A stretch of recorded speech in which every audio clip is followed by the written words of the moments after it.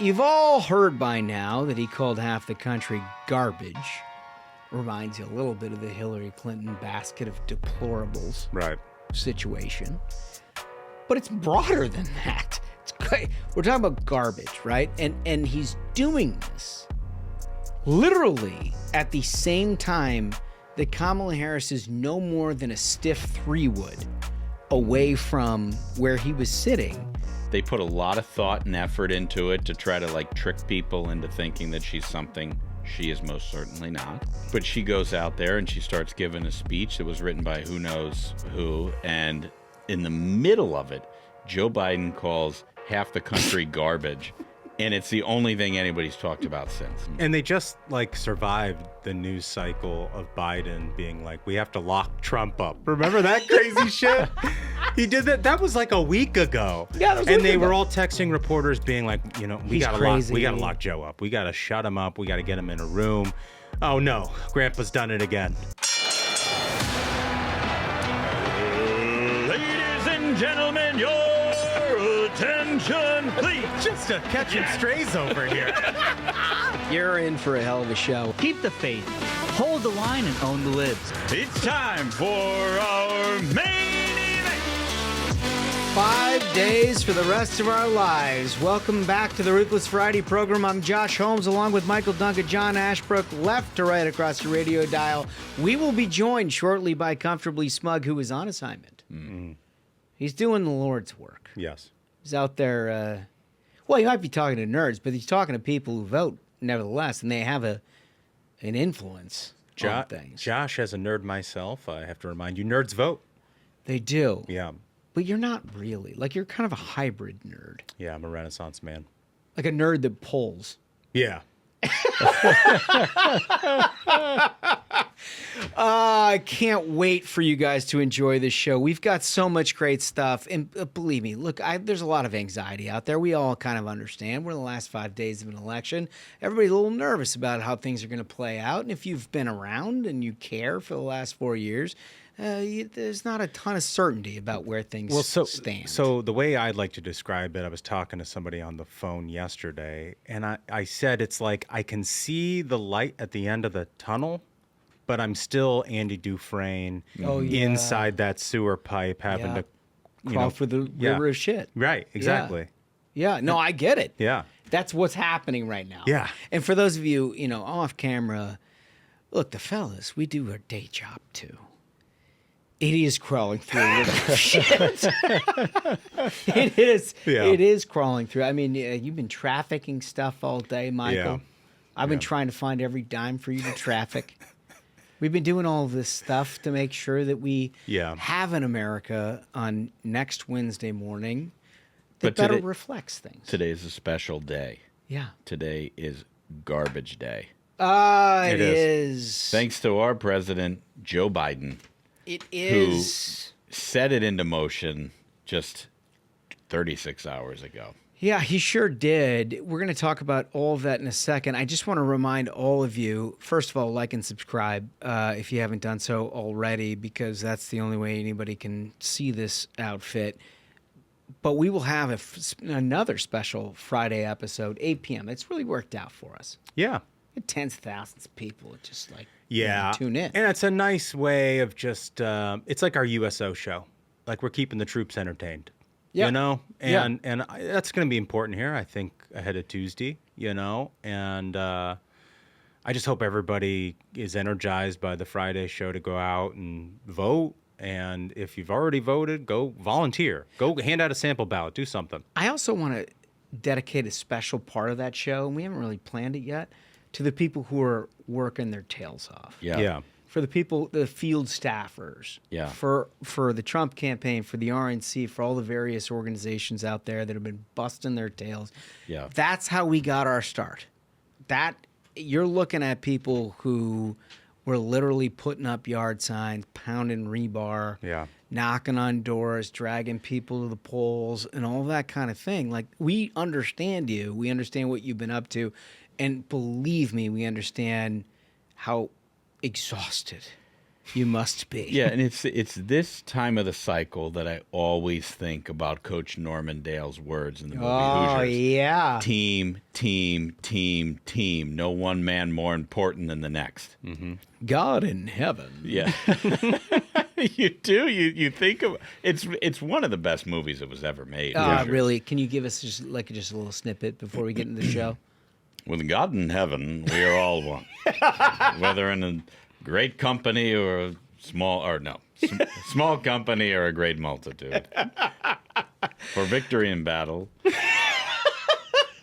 If you haven't watched Hoosiers, and I understand if you're too young for that kind of thing, but it just stands the test of time. It doesn't matter when you watch it. It's not like an old movie so much as it is a great movie. It's a timeless movie. A timeless movie. And there are a lot of great life lessons that you can apply to a variety of circumstances, not the least of which is the end of a campaign, when everybody is pulling in the same direction, no matter what you're doing, and everybody's job counts. Yep. There's two things that we apply to every election cycle, if you want to know the fellas who've been, long before we started Ruthless, we would do this together. One is Hoosiers, because it just teaches you to dig deep. And the second is the Edmund Fitzgerald, which teaches you wreckage. And when Democratic campaigns are on the verge of wreckage and they've taken on undue water, we love to play the Edmund Fitzgerald. Yeah. And just sort of reminisce about what was. Yeah. That's exactly right. Church bell chimes, what is it, 24 29 times? times. 29 times? For each man of the Edmund Fitzgerald? Yeah, we like to do that. Just giving a lot of old material for our audience today. Yeah, no, I mean, now you know why it is that we are on X and we occasionally put out a lyric from the Edmund Fitzgerald, is that we've seen a campaign that has seen better days. Seen better days. All right, so let's get into the news. Obviously, the most important part of this week was the Kamala Harris campaign dedicating all of their resources, including the entirety of the National Press Corps, to try to convince them, basically, that despite having high prices for groceries, have high prices for housing, crime in your neighborhoods, the wreckage of illegal immigration and everything that is wrought on communities across this country, that Puerto Ricans were somehow entirely offended and will now vote for Kamala Harris because of a roast comedian, Kill Tony. Yeah. And it was a laughable proposition, but it was universal. And it cut across into conservative circles where you saw some Republicans apologizing for it. We have a lot to say about that because I think it's absolutely absurd that this was ever entertained as a serious thing. Right. But it was until Tuesday night. And then we got clip one, please, Spaghetts. Or Puerto Rico, where I'm in my home state of Delaware, they're good, decent, honorable people. The only garbage I see floating out there is his supporters. His demonization of citizen. Oh! Well, you've all heard by now that he called half the country garbage. Reminds you a little bit of the Hillary Clinton basket of deplorables situation. But it's broader than that. It's great. We're talking about garbage, right? And he's doing this literally at the same time that Kamala Harris is no more than a stiff 3-wood away from where he was sitting in the ellipse, which is kind of like straight down the south lawn from where he was sitting, giving her closing arguments. Yeah. In her January 6th redux, which I guess is her closing message. Which I mean, she was like, "I'm going to do the close. Yeah. What I'm going to do is pick up where Joe Biden left in June, right? The joy and the happy warrior and all that stuff. Notwithstanding that didn't work, so we're kind of going to close where Biden was in June, and it just hand it off. Yeah, I mean, just grasping at straws. Yeah, both the Puerto Rican thing and the ellipse speech, and then Biden just blows the whole strategy up immediately While she was on stage. Yeah. She was out there, and they had they had a big crowd. They put a lot of thought and effort into it to try to like trick people into thinking that she's something she is most certainly not. Well, I don't know what the federal workforce is in Washington, D.C., but it's got to be like 1 million people, right? And they have, what, like 60,000 people or something like that? Yeah, they all got off work early, as they normally do. Yeah, well, all of the federal employee unions, they've endorsed her already. Mm-hmm. And so, I'm shocked. It's a built-in crowd. But she goes out there and she starts giving a speech that was written by who knows who, and in the middle of it, Joe Biden calls half the country garbage, and it's the only thing anybody's talked about since. Yeah. It truly is remarkable. I mean, look, we've talked a lot about how these campaigns don't get along. The staff doesn't get along from the Biden campaign to the Kamala campaign. There's a lot of discontent. We saw it play out in the course of the DNC when you had Barack Obama, who the Biden people sort of blame for pushing him out. As he was taking the stage, they decided to put Kamala in Milwaukee. Mm-hmm. At her own convention, she's in a different city doing a different thing. And, like, there's been this tension. We've read about it. We've talked a lot about it on the show. If it's not like Cindy Lou Who in Pennsylvania, it's this tension between the two. And it just seemed to me, like, I don't know what the Harris campaign react. They must have been like, they're sitting out there on the ellipse. They've written a speech that is largely just backward looking, hammering Donald Trump. But then they have to do, so they're not just like fully branded as totally backward looking. They'll throw in, the reason it's an hour plus long is because they'll throw in some like stuff and be like, see, she talked about the economy. Yeah. And not her middle class background, which she can't do if you ask her. Like, that's all she had. And then like the moment it's over, they look at X. And they're like, oh, shit. The fucking dude sitting a 3-wood away from us just completely ruined all of it. Mm-hmm. And they just, like, survived the news cycle of Biden being like, we have to lock Trump up. Remember that crazy shit? He did that. That was like a week ago. Yeah, that was a week ago. And they were all texting reporters being like, we got to lock Joe up. We got to shut him up. We got to get him in a room. Oh, no. Grandpa's done it again. Right. Well, they have dude, just think about the fact that they had her closing argument literally on the south lawn of the White House where the current occupant, her boss, lives. Right. And he wasn't invited. Wasn't, but he was still the keynote speaker.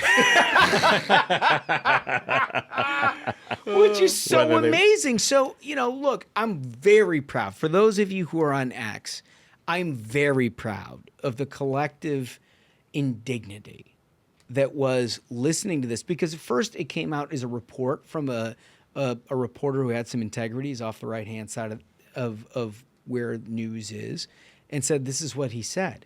And of course, every reporter in town tried to reframe it. Mm-hmm. And he didn't. Like they put the video out and like it ended up to be where it was.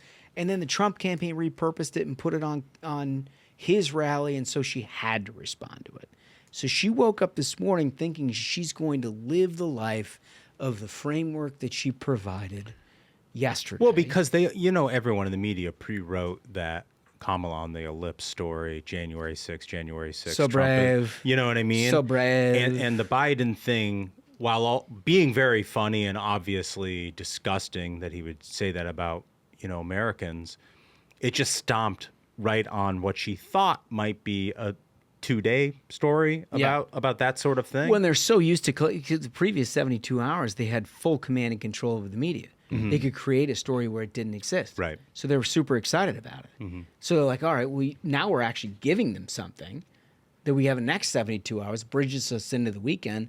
We have one more event, we're home. Right. Well, she woke up and she had to deal with this. Clip 2, please, Spaghetts. Do you sympathise with any voters who do feel offended by or insulted by the garbage comments? I am running for president of the United States. I will be traveling to 3 states today to do what I have been doing throughout, which is talking with the American people about the fact that, first of all, I get it in terms of the concerns they have about challenges like the price of groceries. Thanks for the scheduling update. Yep. She dodged the question because she believes what Joe Biden said. she actually subscribes to that same view. She dislikes half of our country. They all do. And it really didn't start with Hillary Clinton. Like, the modern Democratic Party loathes the American people. It goes back to Barack Obama. Remember, some people cling to their guns and religion. Yep. I mean, think about how offensive that is and how condescending Cling that is. to it. Cling. And so this is their whole entire worldview. It's what they all say to each other behind closed doors. Yeah. Yes. I mean, that is a fact. Now, she had a spokesperson that came out and since has disavowed all of that, and they can speak freely because it's not out of the candidate's mouth. There's nothing freely that comes out of Kamala Harris's mouth at any point. She can't articulate anything. So now she's walking away, and you've got Senate candidates out there like John Tester. I don't know if any others have addressed this today, but they're all trying to run away from poor Joe Biden. Who, he's just like a whipping boy at this point. So, look, we think about this, we talk about this, but of course we got to have some reaction for Smug. Well, we wanted to bring in our co-host, our trustful, trusty, terrific co-host who's out in the town. I mean, he's out, doing the hard work, trying to put votes in the box. Mm-hmm.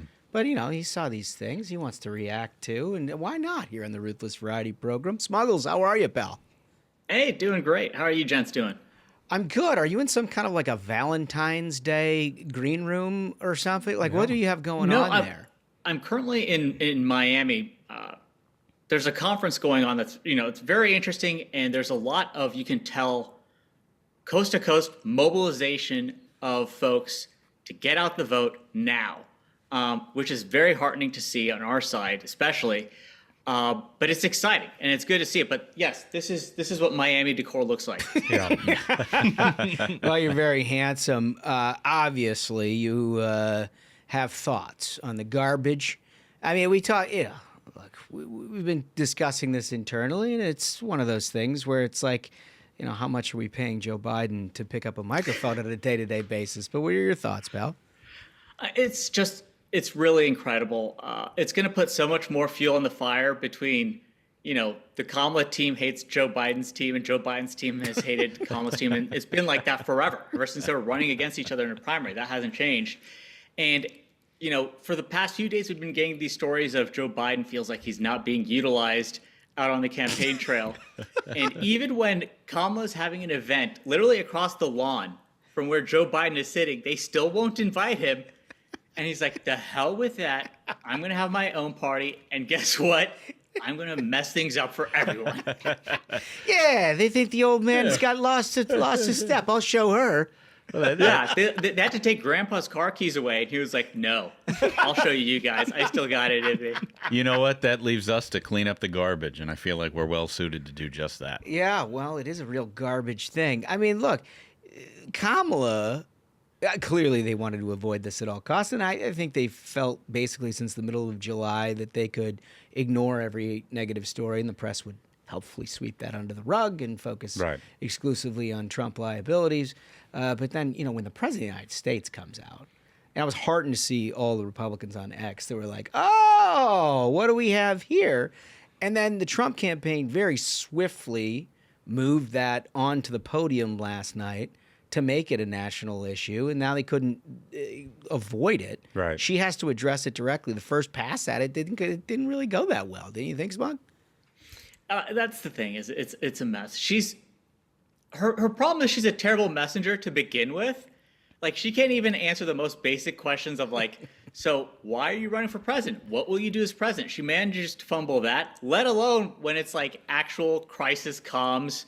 This is a problem. You have to save yourself now. She has no answer for it. And honestly, the best she can do is just not answer the question. So I guess in that way it was a success, but it just really shows what a flawed candidate she's been this whole time. And she's got this thing they did this with all of her policy positions where she couldn't articulate it, right, at all. And refused to move off of it or explain her change of thinking or whatever. And then a spokesperson would pop up the next day and be like, oh, no, she's very much in favor of fracking. Right. And you're like, what? So, like, this follows a line where they give her the microphone. They're like, what do you think about Biden calling everybody garbage? And she's like, well, let me tell you what I'm focused on. I'm a middle class, la, la, la. And then like, they have a spokesperson. They're like, oh, of course she doesn't. She disagrees strenuously. That's the thing is, like, I expected her to say, I'm a middle class. I come from the middle class. Like, so we didn't get that. She's hit that with basically any other topic you'd ask her. But the fact that she just says her itinerary for the day, like, I am going to 3 states. It's like, what? It's not a scheduling meeting, Kamala. We're asking you about why you called us garbage. No, the pre-interviews before her big speech, they were like, so what are we going to hear? And she's like, well, I'm in the ellipse. The White House will be behind me. It's like, oh, no. I'm asking what you're going to be as president. She's giving you a land tour. Right. Yeah. Oh, my gosh. So, look, I mean, it sounds like you're at a pretty interesting conference where there's a whole bunch of people who have mobilized on behalf of President Trump to try to figure out the most innovative and interesting ways to try to get out the vote. And I know everybody's kind of rowing in the same direction, but what's your sense as you get outside and move around a little bit in the country? And I know you're in North Carolina all the time. Like, what are you seeing? Is enthusiasm or what? Yeah, that's the thing is the enthusiasm is off the charts. Folks are feeling great. A lot of the tech community especially, and they're focused on really important segments of it. Like we recently saw, a New York Times reporter trying to use YouTube to deplatform conservatives right before the election. They have their eyes on all of that going down. So they have their eyes on the ball to make sure that this election cycle is not like 2020, where they just bottled up information from the American people ahead of an election. So that's helpful. But the amount of enthusiasm for President Trump is stunning. It is stunning. And there was a guy who I was speaking to today who lives in San Francisco, and he said, you can see people in the city of San Francisco now wearing MAGA hats. That's amazing. You would never have imagined that 8 years ago. Like that much of a shift. You could have never imagined that would happen. So, I mean, just hearing that's incredible. But again, the most important thing is we can have all the enthusiasm in the world. We got to make sure every single vote we can get is in the ballot box on election day. Yeah. No question about it. I love it. And I love, like, you're seeing that out there, on the ground. We're seeing that in this early voting and absentee by mail. Republicans are really coming out to vote, which is great. And to see people like re-embracing MAGA and Donald Trump and the Republican Party, it feels like 2024 is the America won't be fooled again election on all the stuff, on election misinformation, on early voting, on Donald Trump. Like America feels like it made a mistake in 2020. Try as they might. Yeah. Right? I mean, we saw that with the reaction immediately from journalists last night to what Joe Biden had to say. Yeah, the journo buddies of Ashbrook, they tried their best to make it so Kamala didn't have to answer for this garbage thing, and they failed. I mean, that was it. So Smug, I'm interested in your, look, we all remember the great nights that we've had on X, right? Going back 10 years. Where there are those that you just remember that are just like dunkathons. Yes. Right? And yes. like last night for me, I poured a tip topper of bourbon. I just got done with Fox. I had the Caps game. I had the World Series. I had a tip topper of bourbon. And then I see this come across initially as a report from a journalist with some integrity, not surprisingly off the right side, saying, well, he just said this. Yeah. And so, like, I tweeted that out, and then immediately you had a whole bunch of journalists who were like, nah, that's not what he said. So there was this 10-minute gap where everybody was like, well, maybe he didn't say that. And then our buddy Steve Guest posts the video that figured it's like, no, that's like precisely what he said. So, like on nights like that, these dunkathons where everyone's alley-ooping to each other, it almost feels like the conservative movement at this moment could work the ball around the infield blindfolded. Yeah. Yeah. But you've been a big part of that. So what's your reaction to that? Well, that's the thing is, it was amazing how journalists are still willing to debase themselves and just have no self-respect. And for what? For what?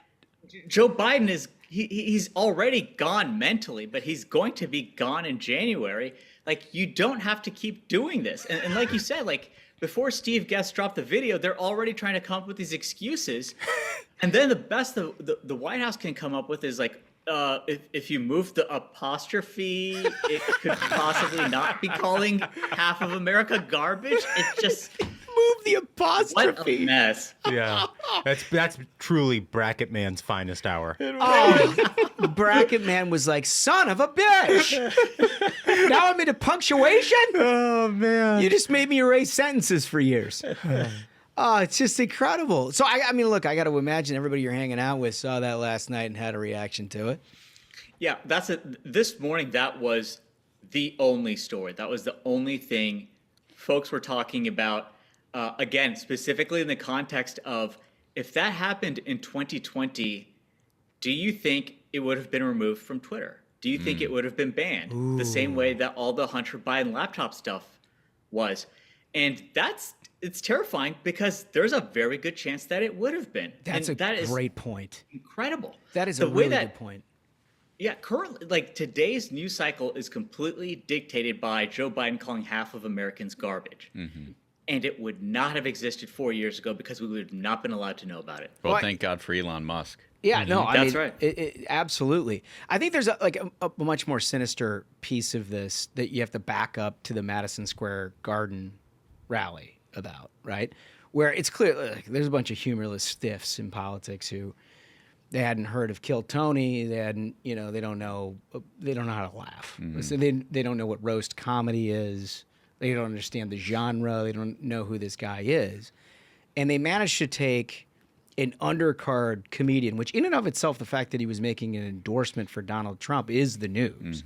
Because that's very much a pop culture guy who is not like terribly political. And his comedy is not political at all. So much so that Jon Stewart was like, yeah, I didn't see anything wrong with it. Yeah, you'll see it's comics. Comedy. I mean, you've seen comics circle the wagons being like, no, this is what we do for a living. And right, they know comedy, and so their fingers on the pulse of what people actually think is funny. And let me give you a little ground truth in that area. I mean, I'm slanging digital ads here constantly around the election here with all the, independent expenditure groups and all this sort of stuff. And the thing that I found most interesting, and I noticed it like after the Rogan thing, but then also now with this MSG rally and, the liberals trying to gang up on Kill Tony, you can see like daily breakouts of where your ads show on a platform like YouTube. What channels they're running on and everything like that. And it's everything you would expect. It's ESPN, it's NFL, it's Fox News, it's things like that.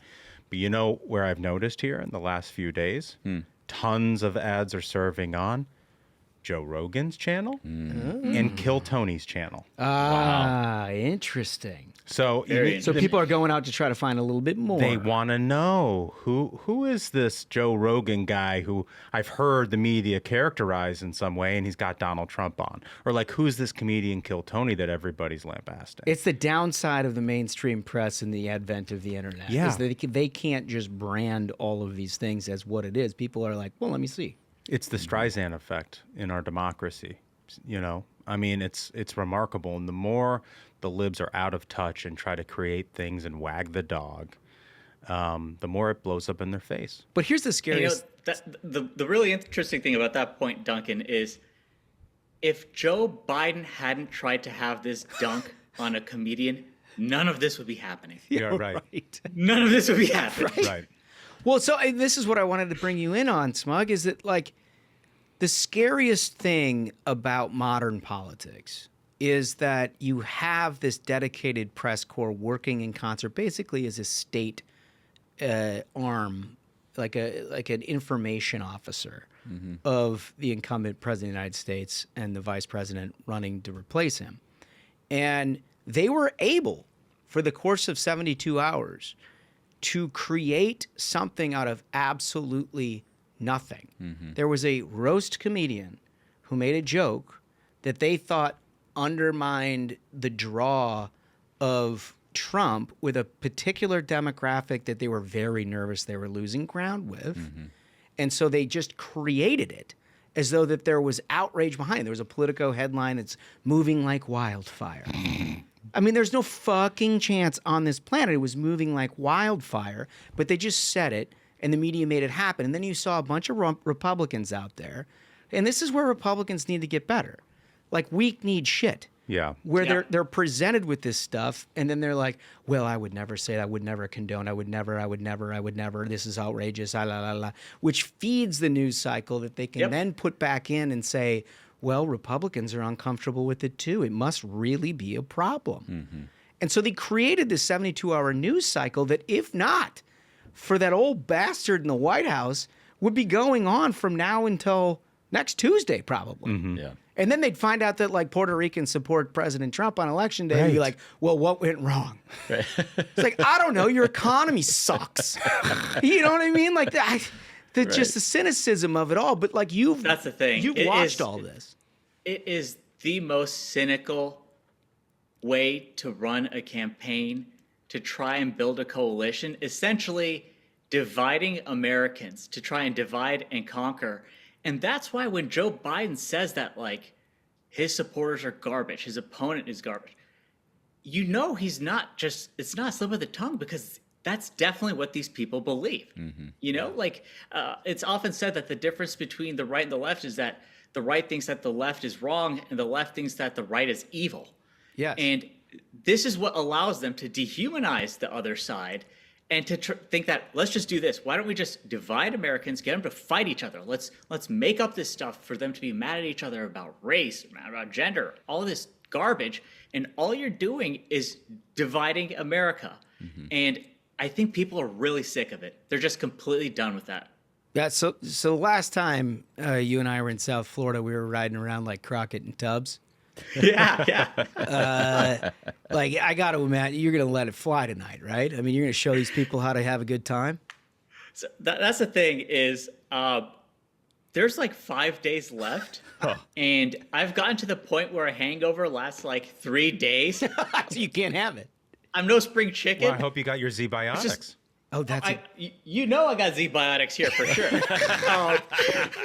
Free plug to them. Yeah. I've been handing it out to people here at the conference too, but there's no time for a hangover right now. We got 5 days to seal this thing up. President Trump has been in North Carolina. J.D. Vance is going to be in Asheville. You know, we've been talking about how great this campaign has been run, how strong they've been campaigning. It's time to just close the deal and get those votes in. Well, you're the man. We look forward to welcoming you back next Monday. And thanks for taking a little time of your South Florida trip to join us and the faithful audience here, the Ruthless Variety Program, for your thoughts. Yeah, you gents too. Keep fighting the good fight. I know these are going to be a tough 5 days and no one's going to get any sleep, but you're doing a great job. Thanks, pal. Talk to you soon. See you, buddy. So, look, I think the end of all of this discussion, Smug got a lot of that totally right in the way he encapsulated it. But is it going to cost anything? Like, does this cost Kamala the election? Is the media working overtime to cover for Biden on this? Mm-hmm. Of course we know that. We're going to get to that after the break. But, like, we're going to tell you about all of that. And we're going to get some specificity about what we think this entire week means, because we've been through a lot of these. And it's a lot of noise. It's a lot of noise. Well, we're going to get to all of that right after this. Folks, let me tell you about my friends at Americans for Prosperity, America's largest grassroots organization. Americans for Prosperity is out there every day fighting for you. Their goal? Reignite the American dream. AFP's priorities are simple: secure the border, end inflation, make energy more affordable. And AFP gets results the old-fashioned way, through grassroots activism. They bring together like-minded conservatives, turning them into a grassroots army, and defeating the left's terrible big government agenda in the states and in Washington. And that's where you come in. With the media, celebrities, and universities stacked against us, it's the grassroots that will help us win. So please find an Americans for Prosperity chapter in your state and get in the fight. Go to americansforprosperity.org. So, of course, the media was more than willing to try to preserve their ability to talk about a comedian on Sunday at Madison Square Garden and dismiss all of this about Joe Biden calling half the country garbage. And so it started like with the initial tweets out there, like, oh, that's not what he was saying. And then like Steve Guest provides the video. And it's like, no, that's exactly what he said. And they're like, well, there's an apostrophe missing. It's just ridiculous. It's the most ridiculous excuse I've ever heard for anything. I mean, Democrats get away with everything they want to get away with the media. But it also, I mean, like, look, he said Trump supporters. And what they were trying to argue is that it was supporter, apostrophe S, not supporters. Very clear in the context of what he was talking about that it was Trump's supporters. Yeah. But they bracket manned it. Yeah. It reminds me a little bit of the Milli Vanilli excuse for sampling under pressure. It's not dun dun dun dun dun dun. It's dun dun dun dun dun dun dun. This is Vanilla Ice. It's not the same. Not Milli Vanilli. It's not the same. It's not the same. It's Vanilla Ice, not Milli Vanilli.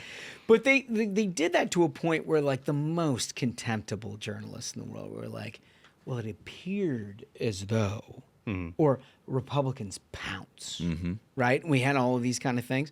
MSNBC host, and this is according to the New York Post, MSNBC host and Politico White House bureau chief Jonathan Lemaire also accused Republicans of having seized on Biden's comments to claim the president was criticizing half the country that backs Trump. It's certainly a story on the right who are trying to paint this as the next basket of deplorables. Trying to paint. Lemaire's, NBC's host of Morning Joe, said, referring to Hillary Clinton's basket of deplorables thing. They're trying to make a firestorm of something. I'm so glad that you it's so you funny. Brought this up. I'm so glad that you brought this up because remember what we talked. I think we talked about this at the beginning of the program. The way the media wrote about the comedian ahead of Trump and manufactured a firestorm. Well, it's spreading like wildfire. What this comedian did when he told a joke. Yeah. Exactly. Not the president of the United States calling half the country garbage. You're trying to paint it as a bad story. This is the dangerous part about it's so media. Ridiculous. This is the dangerous part about American society today. It's the reason why you're listening to the Ruthless Variety program. It's the reason why Joe Rogan has got 32 million people that watch the Donald Trump unedited question and answer over like 2+ hours. Is because you can't trust them to tell the truth. They are a campaign apparatus. They just are. I'm not saying that every journalist is the worst person in the world. I'm just saying that most of them are. They really are. And it's not because they were born and bred to be. It's that they live in this cylinder of information where they're taught in recent years. I didn't grow up with this. Ashbrook, we didn't grow up with this. Right. This was not always the case. Right. But currently they are literally entirely encapsulated by assignment editors, about social contacts, about their entire world that makes their job less about what's the story here and more about how do I press an advantage for the Democratic Party. Right. And it's so clear. Like, how in the world, just take a step back. How in the world would you ever make a 72-hour story about a roast comedian at an event at Madison Square Garden that somehow impacts the former president of the United States and all the policies that you saw over the last 4 years versus the current vice president and all the policies that you've seen over the last 4 years? Right. How would a comment from a roast comedian be material to a decision that a voter is going to make on Tuesday? It wouldn't. It wouldn't. Anybody with a brain understands that. Empirically, you just get that. But that's the front of your news. Right. And then you have a whole host of Republicans who are fucking weak, who see some place where they've got to scatter because they're 6 days away from an election to say oh, Yeah, I'm offended too. He never should have had it. Oh, it's offensive. It's killed Tony, dude. Right. It's killed Tony. Like, did you watch the Tom Brady roast? Did you? Right. I don't know. Most of the country did. They laughed their asses off. It was offensive as hell. Mm-hmm. What he said on Sunday night, that's not even like within a eighth derivation of what it is that he said that night. But that's what he is. He's a roast comedian. Mm-hmm. Like, could you make an argument that you shouldn't have had him on stage in a political rally in the last? Sure. Like planning, whatever. But that's what you get with Trump. It's all authenticity all the time. Like, he's just going to bring people up and they're just going to do what they're going to do. But the media literally created this to try to convince you, the voter, that this was problematic for Donald Trump, that somehow he held a secret contempt for Puerto Rican Americans over a roast comedian's comments. Right. Yeah, I mean, the guilt by association there is very tenuous, number one.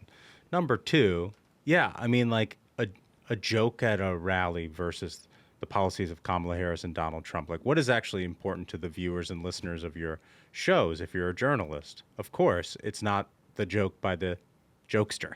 I mean, dude, that's what he does for a living. Right. But what caught my attention is the dichotomy between how the media responded to the roast comedian at Trump's rally and how they responded to what the president of the United States said about half of this country.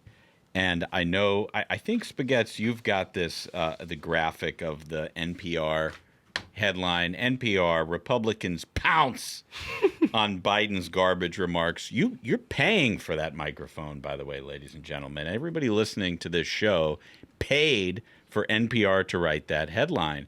And what NPR is saying is that Republican reaction to Joe Biden's comments is something that they think. The story's never the story. The reaction from the Republicans is the story. Not about the story. Yeah. Not about what he said. And like, just again, to go back to the framing of like the President of the United States versus a comedian telling a joke, it's like when there's a potentially negative story that impacts a Democrat, like suddenly the media is like their lawyer, like their legal team, you know? Right. And when a potentially negative story is about a Republican, they become the rapid response team. Yes. It's incredible how they wear so many hats. Well, I mean, it's versatile.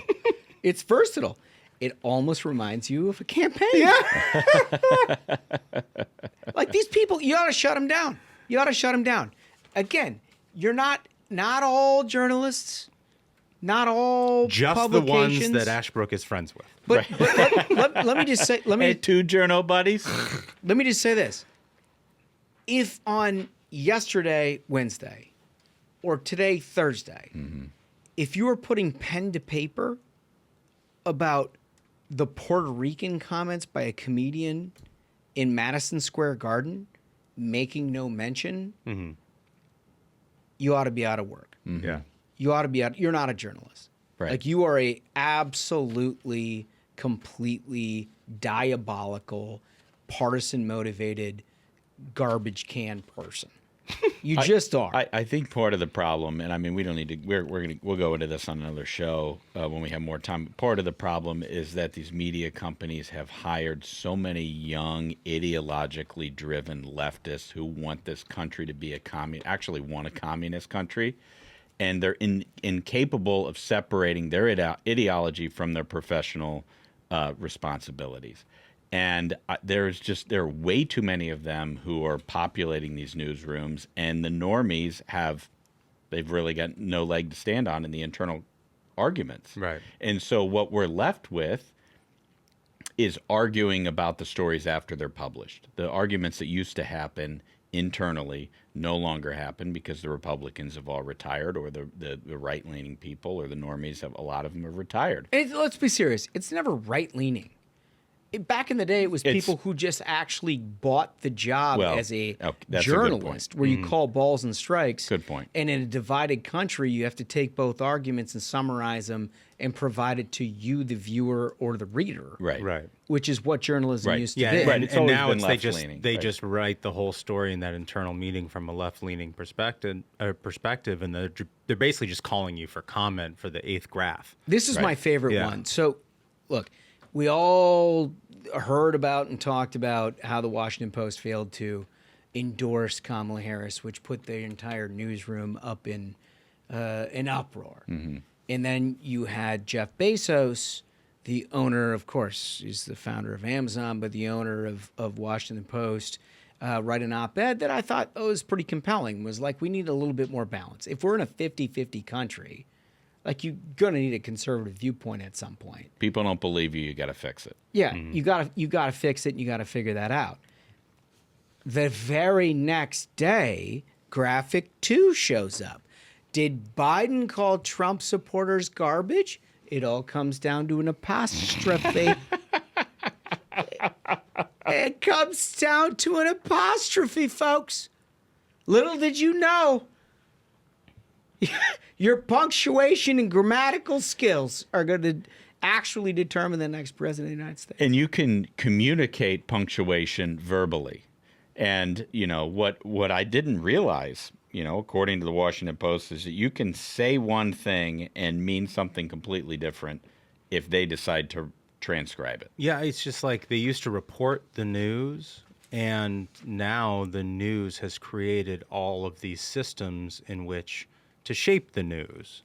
Like they're doing a fact check of whether he did the apostrophe or not, and it's like, well, we all saw the video. Why don't you just report about the video? And then you trust the viewer or listener or reader to make a decision.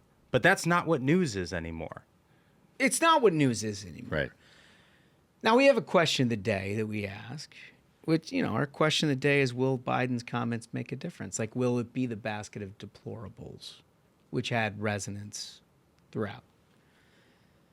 And I'm sort of hung up on this. I feel the need to give my opinion before we actually, okay. You could disagree with it, but like weigh in on all this stuff. I think this is all bullshit. If you are listening to this show, you have long known that Joe Biden and Kamala Harris think that you're garbage. Mm-hmm. They have treated you as such. They have never been very interested in the plight of the working class. They created an entire economic resurgence program called the Inflation Reduction Act that was about shipping your tax dollars to green new energy deals. Right. Mm-hmm. Right? I mean, they have never been concerned. They flooded the American marketplace with $5 trillion worth of money and then expressed surprise that inflation was a problem, so they created an Inflation Reduction Act that flooded $2 trillion more that went to their buddies that created solar fucking panels. Right. And off to the Chinese to make electric cars. They've never, you know this. Right. You wouldn't be listening to this if you don't know this. And people know that, and I know they know that, because I've seen all the early voting totals from Republicans. Right. But it's also to remind, for the same reason that Tony killed Tony is not an issue. Mm-hmm. You know this. If you were concerned about how to actually put food on your table, afford your house, afford prescription drugs, about the chaos that the border wrought on your community, about the values that they just dismiss every single day, do you think a roast comedian is going to make a difference on that? Do you think a guy who makes a living trying to make you laugh by being edgy is the person who's like, oh, I'm going to swing 270 electoral votes based upon a 5-minute set at Madison Square Garden? Like, fuck you. It's so insulting. I'm so pissed. I hate the media in the last 7 days of an election. Because they create these things that just don't exist. We already know Joe Biden hates us. We know it. Yeah, and they and I think they know it too, because they believe it. And they know the Kill Tony thing isn't real, and they don't care. And then they're going to go on cable news on election night and act surprised when the American people reject their entire worldview. And then they're going to cry, and they're going to call everyone misogynist. Yeah. Then they're going to say the Russians did it. Yeah. I mean, we're going to find a new... Listen. It's like we live in a play. It's like we live in theater right now. Right. It's a fake world. It's a fake... it is if you're consuming mainstream media. Yeah. If you're listening to the variety program, we're just going to kind of tell you what it is. Yeah. Mm-hmm. Like, we understand this, and you understand this, and we understand that you understand this. These guys don't. They look at us like zoo animals. They think that the Puerto Rican community in the anywhere in America, I don't care where you live. You could live in Puerto Rico. You think that, like, somehow at Madison Square Garden, despite all the struggles that you've had under a Biden administration, that's the thing? That's the thing? They're like, did you watch the Tom Brady roast? Yeah. Well, not only... Like, I just don't understand it. Not only did you answer tomorrow's question, you answered Tuesday's question. Tuesday's question is and was, and you've provided some great insight in, is legacy media dead? We talked about this. And you guys have some great answers on this, and we always start with the voice. Okay, so the first comment comes from Jose Luis. And Jose writes, MSM, mainstream media, is only dead if Trump wins. Otherwise, campaigning will revert to Sunday shows again. Ooh, that is a Very fascinating insightful take. from Jose. Interesting. Very insightful. I sort of agree with that. Yeah. Because it'll only reinforce the underpinnings of their entire messaging, which is this, right? It's smart. Yeah, very smart. I got a comment here from Jan Hull. Jan writes, love you fellas. Here's my Midwestern opinion. The MSN has been dead since the Clinton administration. It's not going down. It's been down for decades. Alternative media is the new choice. When I turn on the news, it's for the weather only. And that's always debatable, but tends to be more accurate. Well, like the weather thing was, I used to say that about sports until ESPN got into their thing. Yeah. And then I was like, you're right, it's only the weather. And now if you look at like the Weather Gang or whatever, I mean, I think they've like kind of gone out of business in the Washington Post and whatever, but they used to just tell you the weather. Yeah. That's like that should be a non-political event. And they were like, because of climate change. Right, exactly. Did you hear the thunder last night? That was climate change. Yeah, no, really. It's raining today. Climate change. So maybe sunny. like, Climate maybe in change. 2025, it's like ruthless weather. We got to get a do that. meteorologist in here. We could do that. Spaghetti's capable. Yeah, well, I mean, the man. Cloudy with a chance of meatballs. Spaghetti, you don't have to take that. You really don't have to take that. All right, comment 3 comes from Mark Wood. For me, legacy media has been dead 4 years. I haven't owned a television for over 15 years. Wow. Amazing. And a part I really miss is the program being interrupted every 5 minutes for a lawyer, big pharma, or depends for adults. Depends. Yeah. Depends. Commercials that will run every 20 minutes. You guys, Megyn Kelly, are nailing it and nailing legacy media to the wall like a rusty horseshoe on a barn. Nice. Oh, I love that. Nice. Oh, it's just such a good. It's just like such a good feeling. I mean, look, there's good stuff out there. Like if you're looking for news and information, and you got a TV, you got cable, you're whatever, you're searching around, like tune in at Brett Baer at 6:00 on Eastern on Fox News. Like that's real news. You listen to it, it's real news. I mean, objectively speaking, I know like liberals will never say anything on Fox. That's the only thing on television. He gives you information about what happened during the day. It gives you information. Why people tune in. Novel idea. And they're like, here's from the White House, here's from Congress, here's from overseas. Here, like that's the only show on television that gives you the actual news. Now, if you want to have some fun, you stick around for prime time, and they'll have some fun with that too. They got great information there on Fox later on.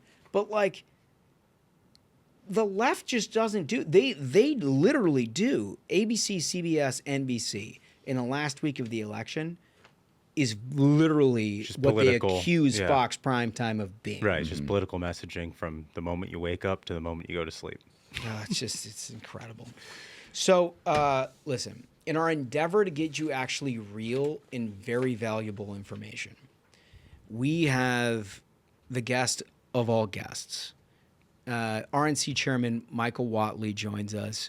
We're going to talk specifically about voting integrity, all the things. If you're a longtime listener of Ruthless, you know that he started his tenure talking about 2 things. We're going to get an update on all of that, but also what you should expect here next Tuesday and where you should expect getting the information, I will say they're all over it. Mm-hmm. You're going to hear it right now. I want to welcome to the program sort of a big deal this time of year, fellas. It's sort of a big deal to have this guy here. Yeah, real treat. He's a friend of the program. He's been here a couple of times. We love him. We think he's doing a hell of a job. RNC Chair Michael Whatley. How are you, sir? I'm doing well. It's good to be with you guys. Great to be with you, too. I understand you had to get off a plane to come here. Well, we had a great day in Pennsylvania with President Trump yesterday, and lots of movement parts right now, lots of moving parts. But you think about the battleground states and the coverage. J.D. Vance is doing his rotation. President's doing his rotation. I'm trying to hit as many of the states as I can hit. Laura Trump is out there pounding every single day. This is the time. A division of labor, if you will. It is remarkable every single day how many people are in Pennsylvania, how many people are in Michigan or Wisconsin, Arizona, Nevada, Georgia, North Carolina. It shows you the map is the map. Yeah, it's actually interesting. I think the one thing that is a big distinction from the Trump campaign this time around is just that. It seems like there are all these moving parts in all of these states. Obviously, we've got 7 big ones everybody's focused on. But both inside and then outside, it feels like there's a much more well-oiled machine in many ways, and that everybody's sort of hitting the message and doing what they're doing. There's not like this chaotic kind of sort of day-to-day thing that you see out of the Kamala Harris campaign. No, well, and the nice thing is we actually have a closing argument. Yeah, hey, novel. What's phenomenal to me, Donald Trump came down the escalator 9 years ago. Yeah. And said, I'm going to make America great again by restoring our southern border, rebuilding our economy, and making sure that we are strong enough to protect our interests and our allies around the world. Mm-hmm. Here we are 9 years later. We're 6 days out from this election cycle. That's the closing argument. Yeah. I mean, he has been unbelievably disciplined. When you look at his 4 years in office, that's what he did. Mm-hmm. And you look at what needs to be done right now, because Kamala Harris has really systematically destroyed all 3 of those pillars of strength. I think when you talk about this entire election cycle, it comes down to strength versus weakness, success versus failure. And when we talk about strength of economy, strength of southern borders, strength of our ability to protect our interests around the world, and every single one of them is dramatically weaker after the last 4 years. And so, yeah, he's going to have to go back in and make America great again. Well, for those of you who are new, and there's hundreds of thousands of you, and you didn't catch up with Whatley before, look, this is a guy who's a great operative. Mm-hmm. From the great state of North Carolina, you know what it takes to win. An operative in an operative sense, in that you are focused on nuts and bolts, what it takes to win an election. First time you came in here, right after you were elected chairman, you said you got to turn out the vote, and you got to protect the vote. And it looks to me from the outside looking in, there is a much more aggressive voter integrity program this time around than there ever has been for Republicans. Yeah, the RNC never was able to run a national election integrity program because we were under a court order not to do it. So this is really the first time that we've kind of gone into an election cycle with a national election integrity program. And so, we really wanted to do 3 things with it. The first is you've got to have the right rules of the road in place before the voting starts. So only American citizens can vote. That's got to be enforced by the states. Yeah, it's federal law, like but it has to be enforced. One of those things that we're talking amongst all of us, it's like, oh, yeah. Yeah, it seems like common sense. Right? Like, that's the kind of thing. And then all of a sudden you get a court being like, no, we can't do that. Ran that to ground in Virginia with success. Yeah, big win today. Yeah. Very big win at the Supreme Court. And again, shocking that you actually have to take it up to the Supreme Court to be able to get that there. We want voter ID. We want the states to clean up their voter rolls. And where you have mail-in balloting, we want basic protections in place on that. And so You mean if you moved like 2.5 years ago, the ballot shouldn't be still sent to the House? Like California, maybe. Yeah, or Nevada or anywhere. I mean, there's a lot of different places where that has historically happened with the sort of frantic adoption during COVID. There's been a lot of legislation. You look at Georgia and what Governor Kemp and others have been able to do there to bring this under control. But I imagine this is a day-to-day thing. It is. And so we have worked very successfully with states like Georgia, Wisconsin, North Carolina to make sure that the changes they needed to make got made. And then when states wouldn't work with us, we filed lawsuits. So we filed 130 lawsuits in 26 states, very, very aggressive upfront. And we're now seeing a lot of the fruits of that labor that are coming into place with the election law. The second thing we want to do is be in a room. You got to be in a room with volunteers and attorneys whenever a vote is cast, whenever a vote is counted. So Laura Trump and I created the Protect the Vote Tour. We went to 30 different events in 20 different states around the country, recruited 230,000 individuals who have signed up, are going through training, and we're going to be able to deploy them as observers and poll workers in all 50 states. It's really remarkable. I think the thing I love most about the voter integrity component of all of this is, it's not exactly shocking, but when you build confidence in an election system, turnout goes up. People want to participate. People vote early. People vote by mail when they can track their ballot and they feel confident that the system works. It works for everyone. It's not what the left has always said, which is like, well, this is voter suppression. Yeah, look at all the records we're breaking. Unless you can scrawl your choice in chalk on the side of your sidewalk, it doesn't count. Yeah. Well, as Laura Trump says, right? It's shocking that the Democrats don't actively want to help us with this program of getting the people lined up to be able to do it. And then the third component is what you just said, is that we really want every Republican to understand your vote is actually going to matter, that it's not going to be canceled out by cheating.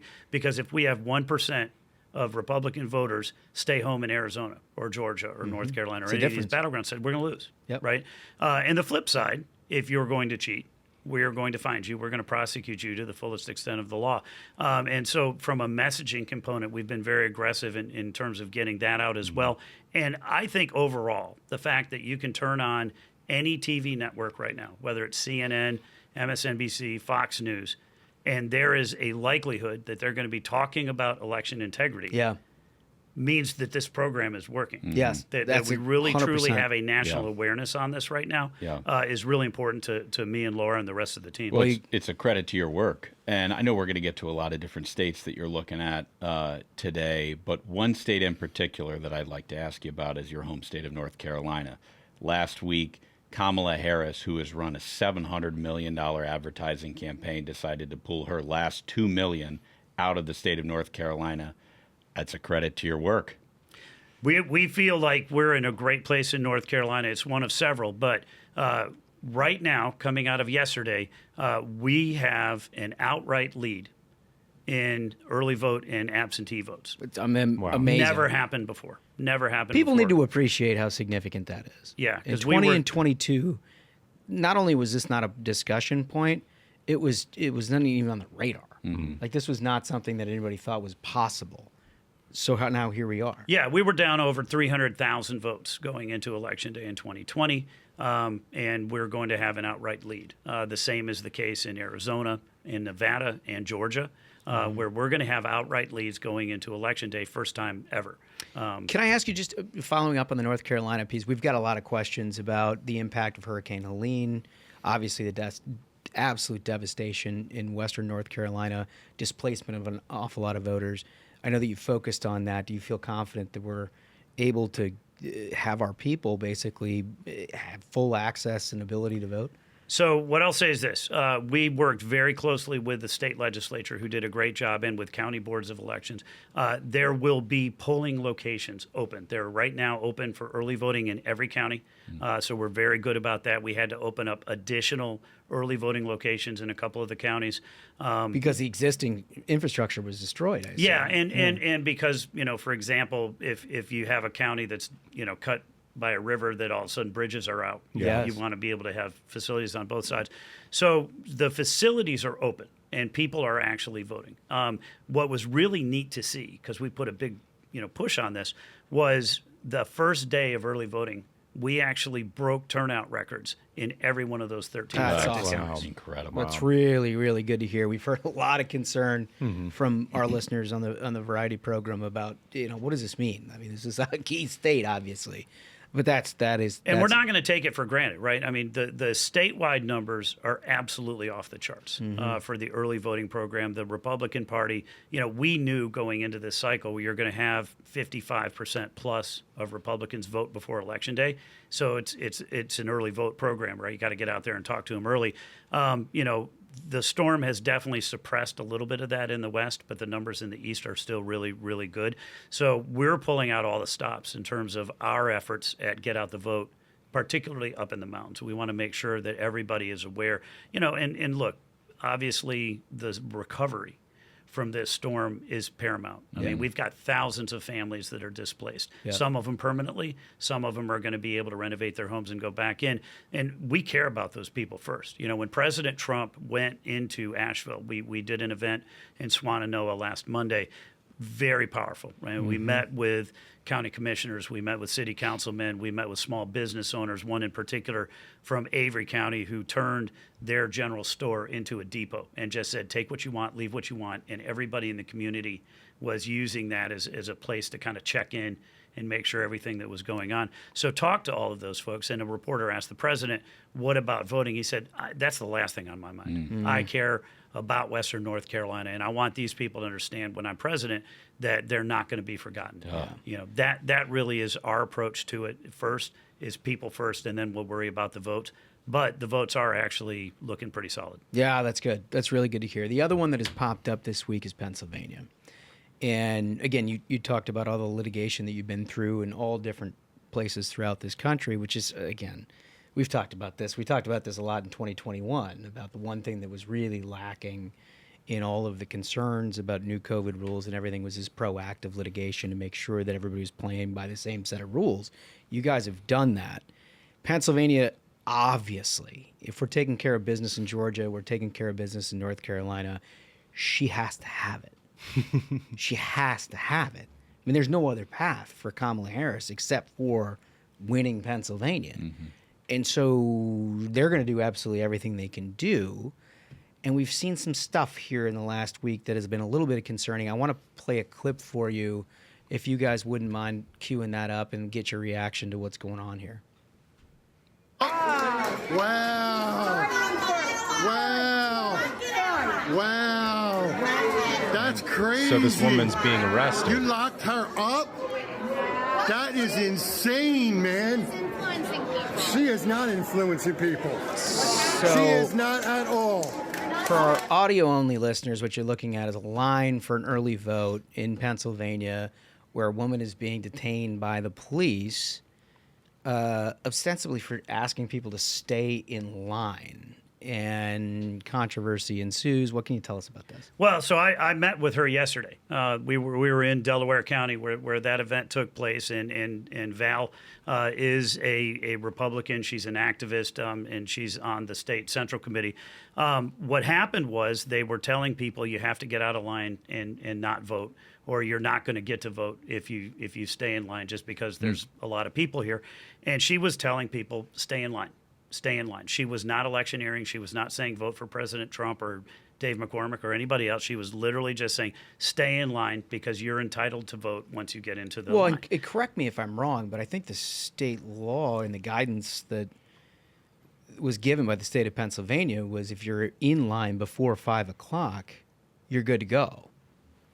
Right, and this was earlier, like 2:40 or something. Yeah, and the officials were just saying it's a really long line. You should leave. Right. And they shouldn't have been telling that to people. Right. So we saw that all across the state because, Republicans have never turned out for this stage of the early vote, and they were overwhelming the system. I frankly think that's a great thing. It sounds great to me. But, and this lady was being walked off, which is absolutely atrocious for being able to do that. So I had a conversation with her yesterday and just thanked her for, her service and if there's anything obviously that we can do for her. And her message was pretty simple. You get everybody to stay in line and you get everybody to vote. Yeah. Now, look, yesterday was the last day for people to go vote early in person in Pennsylvania. Now, we're in court right now trying to get a couple counties to open up for today because they shut it down prematurely yesterday.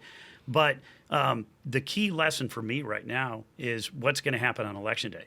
We know we're going to have record turnout out there, right? And if our folks are in line, they've got to be able to complete that vote. They've got to be able to go and get that in there. So we're going to be very aggressive. And we filed a suit yesterday in Bucks County. That they're in hearings today. So we'll kind of see what happens with it. But one, it really does show the lines in Pennsylvania are fantastic, and they're filled with Republicans. But two, that state, they need to do better in terms of managing the election and make sure that everybody who wants to vote can vote. It also shows the change of the Republican Party. Look, we've been doing this for 20 years. Embarrassed to admit it's been that long. But election integrity, even the best efforts throughout the years for the Republican side, were always focused on those sort of urban epicenters where you'd have local election leaders that would just leave doors open an hour, 2 hours, 3 hours after Election Day. And they were basically just trying to figure out how to keep calling people and keep getting people in. And that was their way of sort of broaching the election integrity deal. This time around, it's the exact opposite. The more people that vote, the better it is for Republicans. And so I find it interesting, in the last 20 years, what a different change. Democrats are the ones that are like, no, it's 2:40. I mean, we're going to be here until at least 5 o'clock, and we got to get everybody out of here. Whereas Republicans are like, nope, stay in line. Everybody who votes, if everyone in this state votes, we really like our chances. Right. Yeah, and the two sides of that coin are easy to vote, hard to cheat. Yeah. And obviously, this situation was impinging on easy to vote. But we really do want to make sure that we're working both sides of that coin. Yeah. Yeah, and the thing I love about it the most is it's a very clinical approach. To hear you talk about it, it's based in the logic that we have a claim that everybody who's in line can vote, and you have a legal strategy that underpins that. And there's so many people on the Republican side that just want to fight. And I love that attitude. There's nothing wrong with that attitude, but I always think about what William Wallace's father told him in the movie Braveheart. I know you can fight, but it's our wits that make us men. And I think that what you guys are doing, this clinical approach to actually take this on from a legal standpoint, is what's very refreshing about your leadership at the committee. Well, I will say this, that we want in every one of these things that we're pushing, this is not election conspiracy. Right. Right. It's not election denialism. I mean, this is the law. Right. And so we're going to go at it. Now, Pennsylvania is a bit of an anomaly because in every other state you have state laws, state rules, and every county is the same. Pennsylvania, it is left to the counties. And so every county has a different set of rules. And we know that, frankly, we've got more attorneys on the ground in Pennsylvania than we do in any other state. And we're going to go into it. The last thing I'll say on this, I'm really happy because we have won. An overwhelming percentage of the cases that we have brought, it's a big deal. Won. And so we're even in Pennsylvania, which has a Democrat Supreme Court, even in Michigan, which has Democrat courts, we're winning, right? And so I think we're training the courts to trust us, which has obviously got potential to really matter, coming out of the election, because we're not bringing frivolous claims. We're not bringing, just throw stuff at the wall the way that the Democrats do. They don't care if they win or lose. They want the press release. Yeah. Right? Yeah. We actually want to change the laws for a reason, to make it easy to vote and hard to cheat. Yeah. No question about it. Look, there's an awful lot of our listeners and Republicans, anybody kind of sort of right of center, that have a lot of distrust about all of this. They're concerned about where we land on Election Day. Part of the reason that we want to talk about this ad nauseum with you is to give them a sense that we got a commander at the wheel here. Like somebody's actually driving this train. And if there's one thing that I can urge, and I know you guys probably have a plan for this, but on Election Day and beyond, continuing to communicate in the same way that you have up to this point about real-time things that are things and that are not things, right? Because I think in the advent of social media, look, we got a lot of people out there, well-intended people, but they just sort of run with conspiracies and whatever. It hurts the credibility of the real stuff that you're doing and that your team is doing to ultimately make sure that we have a safe, fully fair election here. And so I assume that like communicating this stuff in real time is a priority. Yeah, when we put together the election integrity program, right, we created the office at the RNC, obviousobviously lots of attorneys, right, and lots of operatives, but we also brought in a communications function to make sure that we're out there doing it, and talk about what we've seen over the last week. We saw one instance where ballots were supposedly being destroyed. We went and we tracked it down. Turned out it was actually a deep fake. Yeah. It did not happen.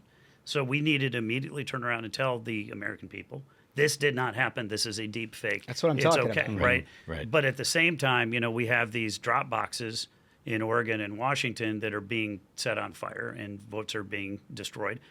That can't happen either, right? But that's real. Yep. So, let's make sure that we're going out and doing that. What happened in Pennsylvania in that video, that's not a deep fake. That was very real. So, yeah, we're going to have to communicate very clearly over the course of the next week as we get into this cycle, just because the number of instances of things that are going to come to our attention are going to be a lot higher. Are you going to centralize sort of an output on Election Day where people can go to know? Here's what I'm trying to get at.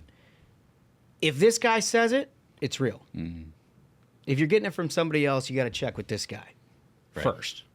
Right. And so, look, this thing gets spiraling out of control where everybody's got an accusation, like you said. I mean, things turned out to be deep fakes. Who knows if it's Democratic opposition trying to inflame the idea that like Republicans are just trying to figure out how to make this all fraud or whatever. But the centralized communication component, I know that people can follow you and your communicators on Twitter or on X, what have you, but I assume that you've thought about like, nope, you got to check in with us. Yeah, and it will involve every channel, right? So, I mean, we've got protectthevote.com as our base website where people can go, they can sign up, and they can get information on what's going on. We will have, GOP.com that'll be up and running.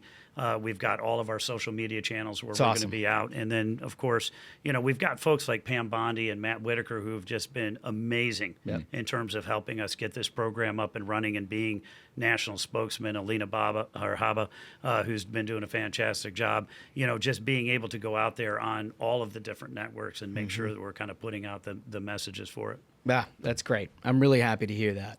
So switching just to the get out the vote function. I mean, look, we talked a little bit about how well you guys are doing in early vote and everything else. I look at the map right now.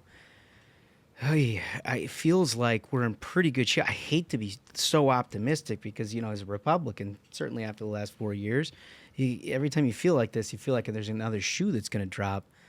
But it feels like we're doing what we need to do in all these various states. Yeah, so I am all metrics all the time. That's all I really want to care about right now. And so the metrics that we're watching, that we're particularly paying attention to today, voter registration, absentee ballot requests and returns, and then early votes. Yep. And so obviously you layer on top of that the polling, and you can kind of see, what it looks like. To me, it is very significant, like truly significant, that we are going to go into Election Day with substantial leads in Arizona, Nevada, Georgia, and North Carolina. Extremely significant. Never happened, right? And so the way that I presented this to the president was, you're in a fantastic position to win on Election Day, right? Because a lot of times you can lose before Election Day. For sure. Right. And I don't think we're there in Wisconsin. I don't think we're there in Pennsylvania or Michigan, because what we're expecting to see there, based on all of the numbers that we've seen so far, is the Democratic lead in those three states will be dramatically less than their lead was going into 2020 or 2016. Right. And we're actually going to have leads in the other states, which we've never had before. So that puts us in a position to win on Election Day. But yes, Republicans still always win Election Day. Yeah. But we have to win Election Day. Yeah. Yeah. Yeah, no question. So you feel cautiously optimistic? I do. And it was very interesting over the course of the last 6 months, because we completely retooled our Get Out the Vote program and really had a couple of different focuses on it. One was, going into areas to try and talk to groups that historically have never been Republican, and the Republican Party's never reached out to them. So we're doing rallies like in the Bronx, in Philadelphia, in Detroit. We're doing events in Chicago, and in Atlanta, right? We're in downtown Philadelphia. We're in downtown Atlanta. And all of a sudden, we're seeing historic shifts towards Donald Trump from 2020, from 2016 with the black community, with the Hispanic community, with the Asian American community. That has really worked. I think it's worked very well. The other thing is we have tended in the past to really indiscriminately knock on almost any door that we could get our hands on, right? And sometimes those are low propensity voters or high propensity voters or our people or maybe... If there's a door, you're knocking. Right.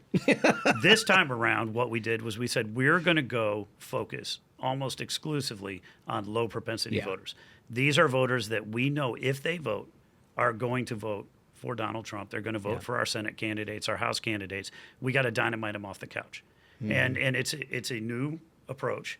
But that's where Harry comes in. Yeah, Harry. Harry. Get your fat ass off the couch. Absolutely right. Project Harry off the couch. You got it. Dynamite their ass off the couch. And it's working, right? Yeah. And what's neat to see in all of these states is we're not cannibalizing Election Day votes. Oh, that's fascinating. Right? And so we will have some that are going to, go from Election Day to early, maybe, 5-10%, something like that. But the overwhelming percentage of them are first-time voters or low propensity voters that haven't voted in 2 years, 4 years. You have no idea how significant that is, folks. Mm-hmm. That is thought to be undoable in a lot of ways. You get somebody, they're low propensity for a reason. Mm-hmm. They don't show up a lot to vote. They got stuff going on. They got a job. They get taken care of and kids. They certainly only vote if maybe they drive by the polling location on Election Day. Yeah. Like the idea you're going to turn somebody out to vote early in person who's low propensity is like, that's a very difficult. The fact that you have a high percentage that are doing it early. Right. That feels pretty good. We like that. We do. That. And certainly the majority of people that are voting early voted early before. Yeah. Right. But the percentage of people that did not vote before, that are either new movers or new registrants or the low propensity people coming up, very high. Like we're very pleased. And they're all votes in the bank and people you don't have to text or call or door knock on makes Monday the financing or on easier. Tuesday. Yeah, I mean, it's just the greatest news to hear. So how much, what kind of a retainer does Joe Biden command to work on behalf of the Republican Party? At this point, it's just a charity obligation. I was wondering, look, he's not on the ballot, but technically it was his campaign command. Is it in kind, or is it is this just like... We'll take it as an in kind. Okay, I did chuckle last night. The president said, as much as Joe Biden hates me, he clearly hates Kamala Harris. I mean, you got to wonder, right? It happens once, and you're like... Well, he's an old man. He kind of screws up. It happens twice, and you're like, geez, what's going on over there?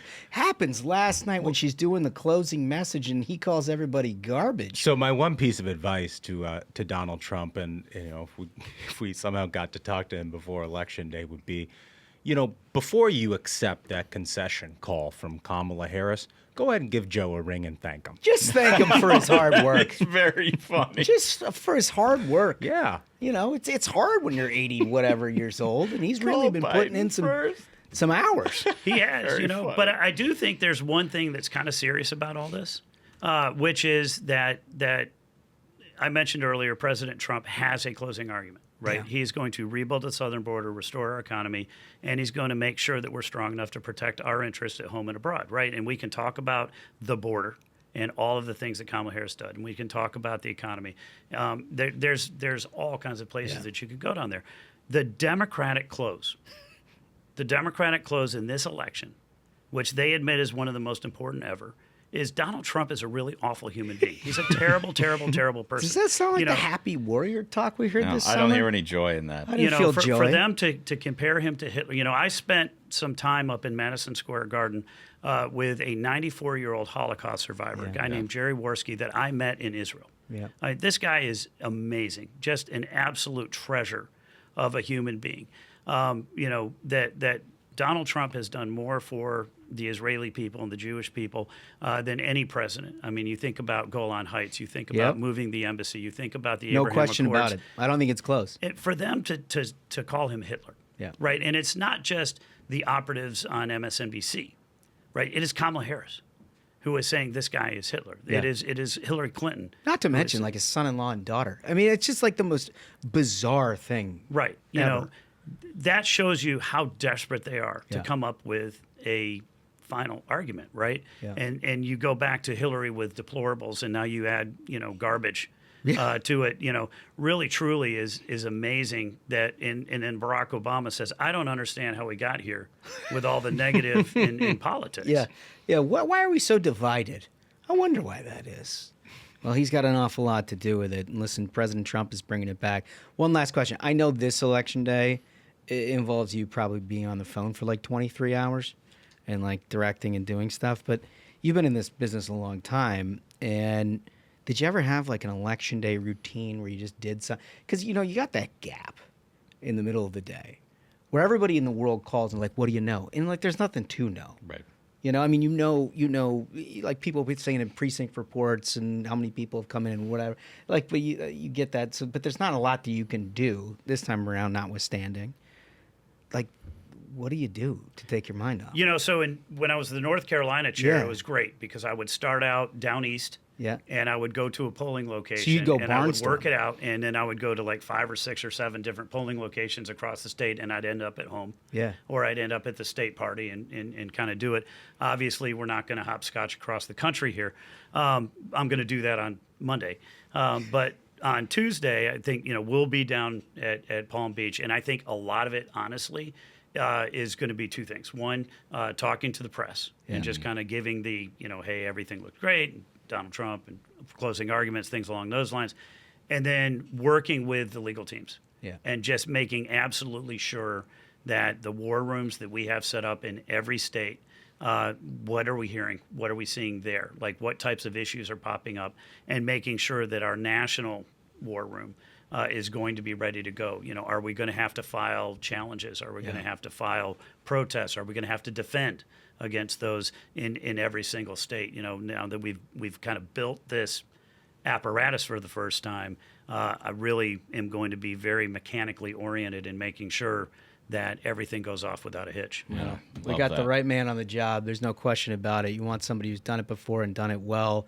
And at this level, this is an extraordinary challenge. I know I speak for all the fellas.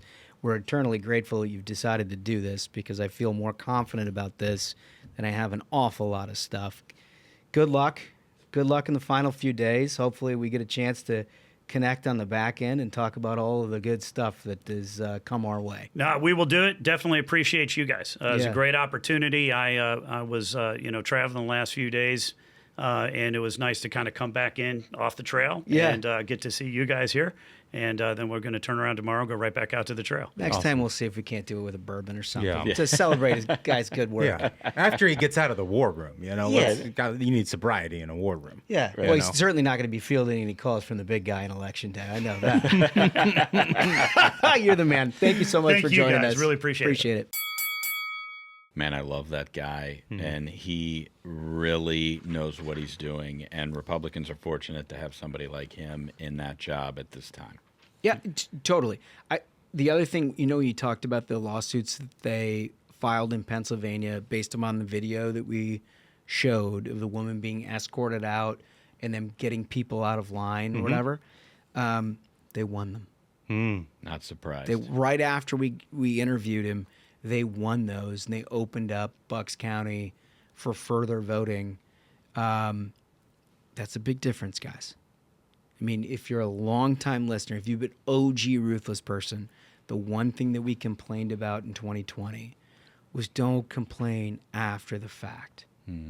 Like, they make the rules. If you refuse to challenge them and then you say they're unfair after the fact, you're crying over spilt milk. Too late. You need proactive litigation on all of these things.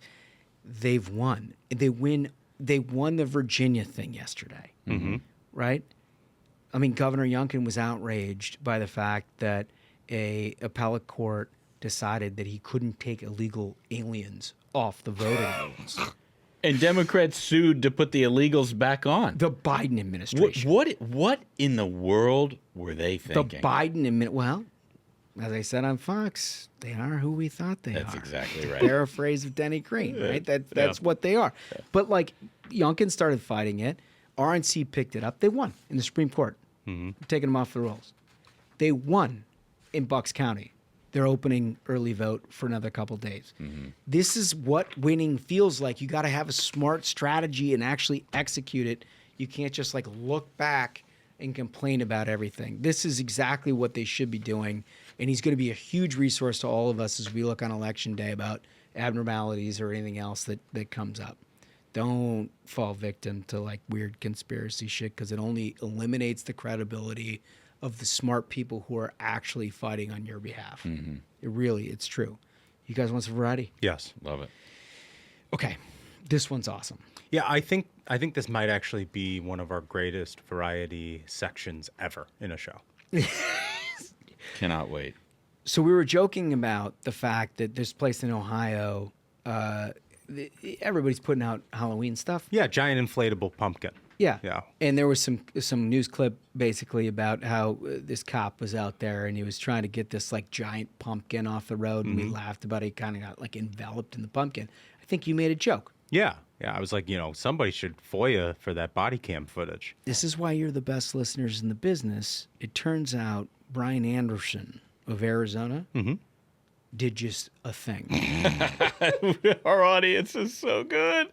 So can we play clip 4, please? Bay Village police officers responded to an unexpected call early Monday. A rogue Halloween decoration had struck the roadway. Let's see this. That's from like a harvest festival. That's not from anyone's front yard, right? You don't think there was some dad who came watch this guy. He's just swallowed whole. The cop went to try to move it, and all of a sudden he's in the jack-o'-lantern. And at what point are you clear to open fire? If you're in I was just going to say, shots fired, pumpkin down. Wasn't me. Somebody in the office is going to FOIA his body cam. Oh, for sure. It'll be just going around the office email for weeks. Yeah. Oh. So Brian was like, yeah, I'll do that. What a patriot. That's what we say about the Ruthless audience, and this applies all the time. And we've seen it in the early vote. We've stressed early vote. Everybody's tweeting out them wearing their Ruthless gears. They're going to early vote. Thank you for all of you who are doing that. Brian heard like somebody should FOIA that, and he's like, I have the technical expertise to do such a thing. So now we have clip 5. Oh, it's the body cam footage. This poor cop. We're the only people in the world that have this other than the cop, the department. Oh my God. Oh, it's rolling right over him. It looks like he's in a bounce house. Poor guy. He's just out there doing his job. He's just out there doing his job. I mean, what a wonderful thing. You remember like in kindergarten class or first grade when you had gym class and you played the parachute game? Yeah. Everybody runs under the parachute and they're like shaking it and everything. This is the parachute game. So look, hats off to the officer. I don't have his name handy, but he was taking on a very indistinguished job there, but he did his very best, and we have the body cam footage. We're the only people. You guys are now the only people that have seen this. And I think his pals are going to love it. And that's going to be everywhere. It's going to be everywhere. So, but in the power of the program gets stuff like that done. Yeah. It rises to the highest levels, fellas. Interesting. Yeah. So there was a minion who created a clip of some of the things that we were talking about in terms of what Kamala's message is. Donald Trump. And like what we expected out of her to close, and put together a montage. My understanding based on what's the name of this? It's Smiley Style? Yeah, on Twitter. Smiley's at Smiley Style? Smile It Style. Smile It Style. So my understanding based on the Twitter handle, and thank you for listening, is that he does like movie... like trailer production type thing. Yeah. So he created a trailer based on what we were saying and then based on what she was saying. And it went viral. People liked it. It was accurate, fun, and totally representative, as we aim to do here on the Ruthless Friday program, of our current moment in time. Well, there was somebody that picked that up. Can we play clip 6, please? Good evening, everyone. Tonight, I will speak about Donald Trump. Donald Trump. Trump, Donald Trump, Donald Trump, Donald Trump, Donald Trump, Donald Trump, Donald Trump, Donald Trump, Donald Trump, Donald Trump, Donald Trump, Donald Trump, Donald Trump, Donald Trump, Donald Trump, Trump. She can't talk about accomplishing anything. She can't talk about her policies because she's flip-flopped on everything, can't remember her stance today. The only thing that she knows is Donald Trump. She's just saying Donald Trump. Donald Trump bad. She can't talk about anything that's at all interesting. Oh. So that was a great clip. Fascinating to find out. It played at the Donald Trump rally. The president and future president of the United States picked up Smile-It-style clip about the Ruthless Variety program, and Trump put it on the air at one of his rallies. Hell yeah. Huh? Yeah. The thing that sticks out to me about that clip the most is that all of her mentions of Trump came at the rally where she was ostensibly unifying the country to try to, like, push back against him. You know what I mean? Like, it's the best evidence that speech was the most partisan bullshit you've ever heard in your life, and don't pay any attention to the backdrop. Yeah. She is exactly who you thought she was. She is the worst, and Joe Biden, as we said before, was actually the keynote speaker of that event. Yeah, that's exactly right. But if you're wondering whether your comments matter, first of all, we read them. Second of all, we read a sampling. And third of all, it turns out the Trump campaign is actually moving some of this stuff to their closing arguments in the final week before the campaign. Yeah, the power. The power. The power of the program. The power of the minions. It really is. And look, it's great. But we also wanted to include a Trump campaign spokesperson to give us their view, lay of the land. Ashbrook, tell us a little bit about Tim Murtaugh. So Tim, a lot of the folks who are listening here are very familiar with him. You've seen him on TV. You've seen him in the media for years. He's a longtime political hand and has been working for President Trump for multiple cycles. He had a lot to say. Let's get to that interview.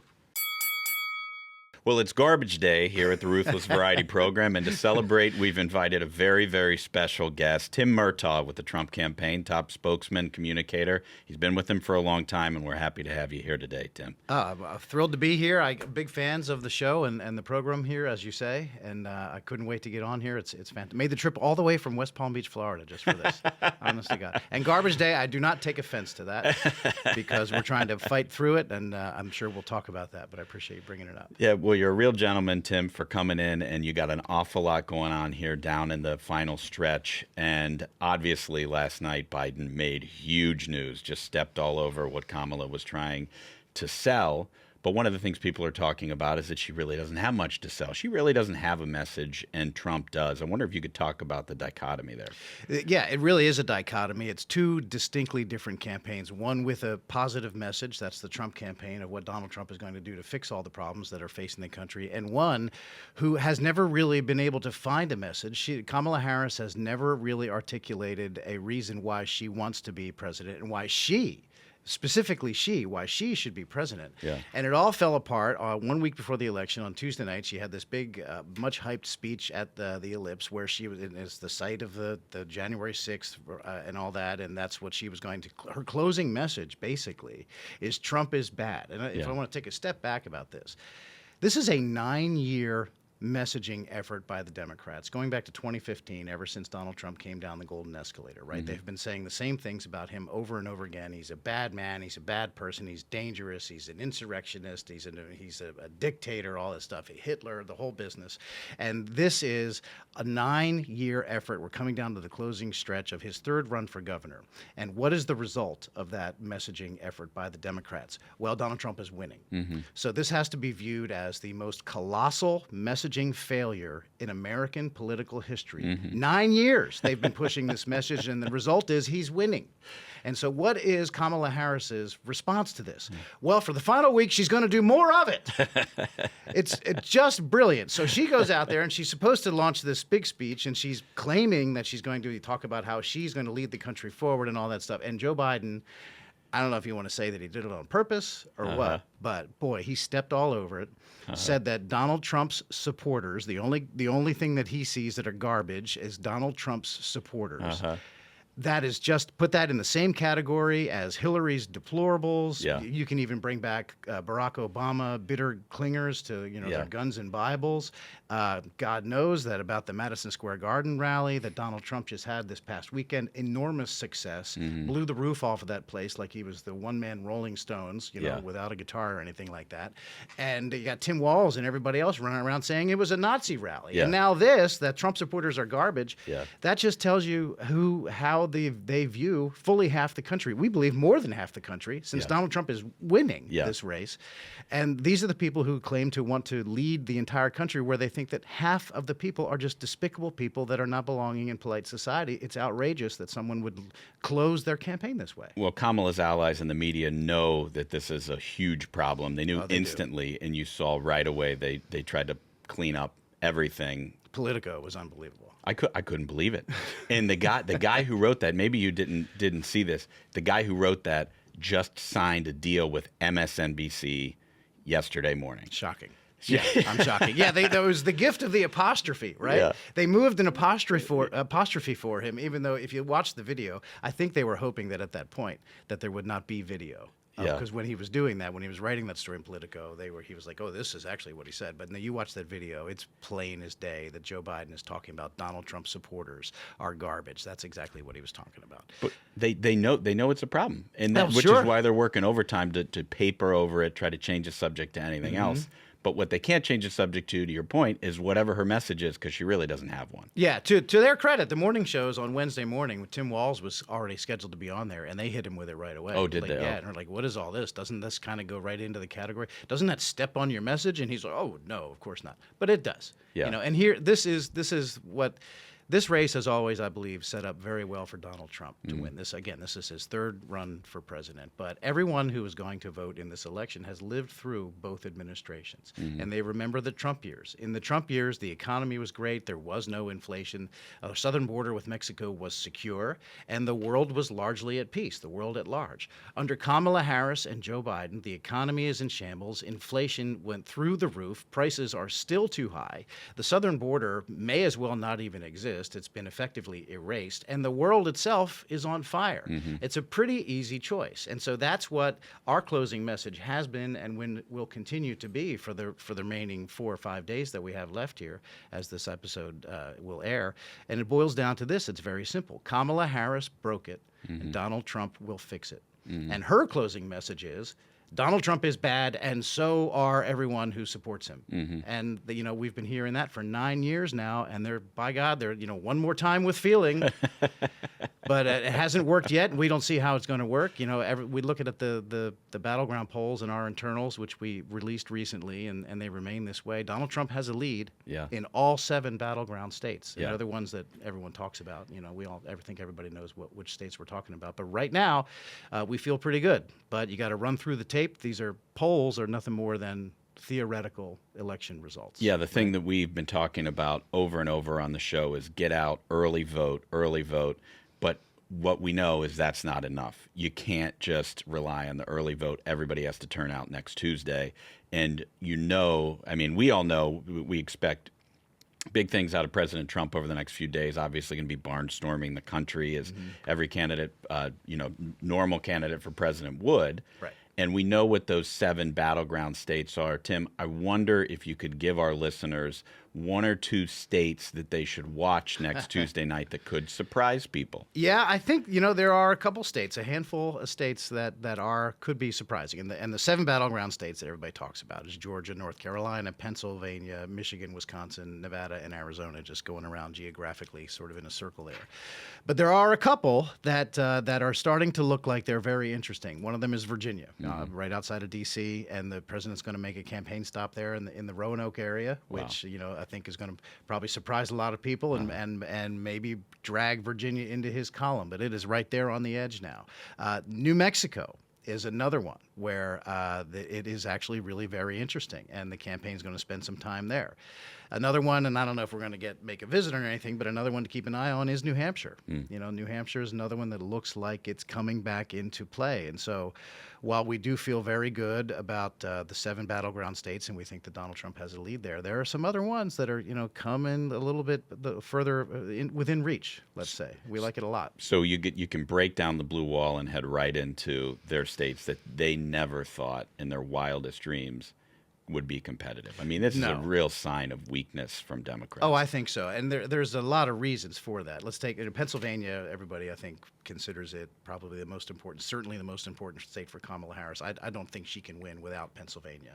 Donald Trump wants Pennsylvania really, really, he wants to win Pennsylvania, no question. There are other pathways, though, without Pennsylvania for Donald Trump. But Pennsylvania is the one that everybody's got their eyes on primarily, and it gets a lot of attention. Campaigns are spending the most time and money in Pennsylvania. I think it's pretty apparent. You can just look at those things. But it does not work well for her because of her message, her history. Look, Kamala Harris is someone who sued Barack Obama to try to stop fracking off the coast of California. She was an original co-sponsor in the U.S. Senate of the Green New Deal. When she ran for president in 2019, she pledged to ban fracking. She cannot now go to Pennsylvania and stand in the fracking regions of Pennsylvania, which is where they get oil and natural gas out of the ground there, and say, I love fracking. I've always been your friend. I'm not going to do anything. Now her campaign's even walking that back, and her newfound love for fracking only goes so far. They're not going to do any new fracking and all this stuff. She's all over the place. No one, over 100,000 jobs in Pennsylvania depend on that industry. No one who works in that industry in Pennsylvania should trust a word that she says today. Believe what she has been saying for years leading up to this, right? In addition, look at the Teamsters. The Teamsters decided, you know what, we're not going to endorse her. It's the first time in anyone's memory, really, that the Teamsters didn't automatically endorse the Democrat candidate for president. And they went so far as to actually release their internal polling of their members. And in Pennsylvania, it was 60-30, 2-1 of the members of the Teamsters in favor of Donald Trump. She's got real problems in Pennsylvania, and I just don't think she can win. And then on top of that, everybody always gets nervous about the ground game, but the difference in voter registration in Pennsylvania, I don't know if you have followed this. In 2020, the Democrats had a lead of about 750,000 voters, just as far as how many registered Democrats versus registered Republicans. We've cut that lead. This is the ground game. We've cut that lead in half. And so for a state that's going to be razor thin, if we have cut their lead in half in voter registration to the tune of about 350,000 new Republican voters in Pennsylvania at a state that's going to be razor thin, or everybody anticipates it, I mean, that's something I don't think that picks up in polling. Yeah. And to your point about the ground game, I mean, this campaign has been so well organized. It is so professional. And what a lot of people, I think, gloss over is the fact that President Trump has been running for over a year now. I mean, there were primaries that were hotly contested primaries that he had to activate in, and his team got practice swings that Kamala Harris's team just did not get. And so there's a ground team in place with the kind of experience that Democrats have to like reach back to 2016, early 2020 to come up with how they're supposed to do it. So they don't have the same muscle memory. And I really think that ground is an area where you guys have a huge advantage, even though the media won't write that. Yeah, and they won't. And we have our own ground game, which is the campaign, and the Republican National Committee, which is really one entity, just intermeshed together. You have what Elon Musk is doing. I mean, here you have Donald Trump, who I would submit is the most famous human on the face of the planet. And we have Elon Musk, who's the wealthiest and probably most innovative, and certainly one of the most recognizable people on the planet. And he's running a ground game. And there's other outside. Turning Point USA is doing ground stuff on the president's behalf. And so I think it really is. And you talk about not having any practice swings. I mean, the way that Kamala Harris even became the candidate, she didn't have to go through any vetting at all, which is where primaries usually weed out weak candidates. And the last time she ran in 2019, she did get weeded out, like real early. She quit the 2020 race before it was even 2020. Right? In December of 2019 is when she withdrew. And she's never had to hit big league pitching. And she goes into these interviews and she's just flummoxed every time. And even, I think, even the friendly media to her, all the legacy networks and all that stuff, they're frustrated by it. And you can tell that they think, gosh, this is the best candidate you could scare up. This is the one, And so I think she's losing even that. And and there was always going to be a drop-off, just like she tailed off. A lot of buzz when she became the candidate, and then people get a load of her act, and you think, gosh, there's just nothing there. Yeah. Well, I want to just quickly go back to something you said a couple minutes ago, which is there are these states that maybe aren't a part of these battleground 7, these states where President Trump really has a shot to win. And I think that's a good argument for people who think, well, I don't live in a battleground state. I don't live in Michigan. I don't live in Pennsylvania. You should still get out and vote because every single vote counts, and I'm sure that's a big part of your closing message. Yeah, absolutely. I mean, every single vote does count. They're always the media is going to keep score about the popular vote, so why not vote even if you're not in a battleground state? But even if you're in a state that is not historically or hasn't been in recent decades. I remember when Virginia was reliably Republican during presidential years. It is not so anymore since Barack Obama, but Donald Trump has put it in play. Donald Trump has put New Mexico in play. I remember I was on the 2020 race also. I remember when we toyed with New Mexico, we actually did do a rally in Albuquerque pre-COVID. When the I think COVID is the only real reason why Donald Trump didn't win a second term, to be honest with you, because the economy was great before COVID happened. And then, New Hampshire. And New Hampshire, again, is a state that we thought was in play. And Donald Trump has just reset the whole political map. He has really scrambled everything. Democrats for a long time were the party of working people, hardworking men and women. Now, if you look at the unions, like the Teamsters, this goes back to the ground game also, and muscle memory and all that stuff. It used to be automatic that the Democrats knew that they could rely on the Teamsters in a ton of different states for their get-out-the-vote efforts, their turnout machine, everything, bringing people to the polls, all that stuff. Teamsters aren't doing that for them anymore. Not this year, not this time. And Donald Trump is because they're members. They're members like 2 to President 1. Trump. 2 to 1. The union members are in favor of Donald Trump. And no, they are absolutely not. The turn-out-the-vote operation for Kamala Harris, no chance. And it's because people know that Donald Trump is on their side. And that's why the closing message is so great. Harris broke it. Donald Trump will fix it. And we see that over and over again. It's the economy, it's inflation, it's the border, and it's the world at large. I think that's a great closing message. Contrasted to her closing message of you all are garbage Nazis. Yeah. I mean, this is the first time. You've been around politics a long time. Can you remember anyone with any kind of message, let alone their closing message, openly broadcasting to half the country, we hate you? Yeah. Seriously, that is their message, and they're not even being coy about it. You don't have to connect the dots or read between the lines. They hate you. I would guarantee that probably describes 90% of your audience. Yeah. You get that? They hate you. Yeah, they do. They truly do. They do. Truly. Tim, you're a very busy man. You got a lot of things cooking, and you've had a great career in politics, and you wrote a book about it. And I wonder if you could tell our audience a little bit about what you wrote. Thank you very much for giving me the opportunity. It's called Swing Hard in Case You Hit It, and the subtitle is My Escape from Addiction and Shot at Redemption on the Trump Campaign. And it's 2 stories, really. It's my life in politics, and it's a lot of behind-the-scenes stuff from the 2020 Trump campaign. But the other half of it is my decades-long struggle with alcohol and how I got out of that and how it affected my life and damn near ruined my life. And I flip back and forth between the 2 timelines. And it tells the story about how I woke up in jail in Fairfax County, Virginia, and less than 4 years later, I was flying on Air Force One with President Trump. Just incredible. It describes how I got there. And if anybody ever picks it up and flips through it, and it helps them not take up a drink for the 5 minutes that they're flipping through it, then it was worth writing it. Yeah, well, just a tremendous comeback story, and I encourage everybody to go out and buy the book. I assume you can get it on Amazon. It's on Amazon. Swing Hard in Case You Hit It by me. That's something that my dad used to say. That's awesome. To me when I would leave the house to go to baseball practice. He would say, "Hey, swing hard in case you hit it," right? And I just think it's a great philosophy for life. Anything that you're involved in doing, you might as well take a good whack at it, because if somehow you hit it, you'll be happy that you swung hard. Yeah, well, I love that, Tim, and I can't thank you enough for coming in today. Real pleasure to have you. Yeah, thank you very much. Appreciate your time. Thank you. What a good dude. Yeah, absolutely. And I mean, I can't wait to read his book, but I also can't wait to watch for the states that he mentioned on election night: New Mexico, New Hampshire, and Virginia. Be very interesting. If Republicans can somehow pull it off in those states, if those are even close, you're talking about an electoral college aside, a popular vote victory. Right. And one of the points he was making, and I mean, obviously the focus is on these 7 battleground states, but one of the points he was making that I thought was very good is that your vote matters no matter where you live. If you don't live in Michigan or Pennsylvania or one of these other states that's in the media every single day, you still have to vote because it still counts for something. So I think that it was a really important message for why people need to get out. Mm-hmm. Yeah, no question about it. Very talented guy, obviously very committed, been in for the long haul. Right. Glad we could have him on the program. We're going to welcome Smug back for our special Friday at 8 episode. Listen, we're laying it all out there. Yeah. We're doing all we can, right, fellas?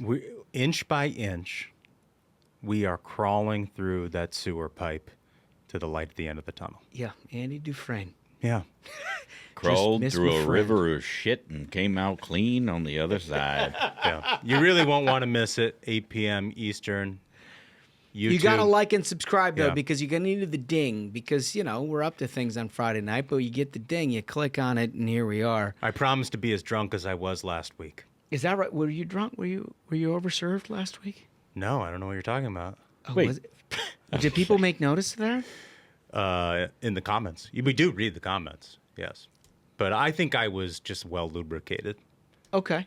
Yeah. Well, I can't wait for that. We like show. to have fun on a Friday night. We're not weird. You like to have fun. We like to have fun. That's what we do in the variety program. Like and subscribe to the YouTube channel. While you're there, pick up some merch. Throw it on. Go vote. Take a picture while you're at it. We'll X the heck out of all of that. Mm-hmm. And with that, fellas, I think we did it.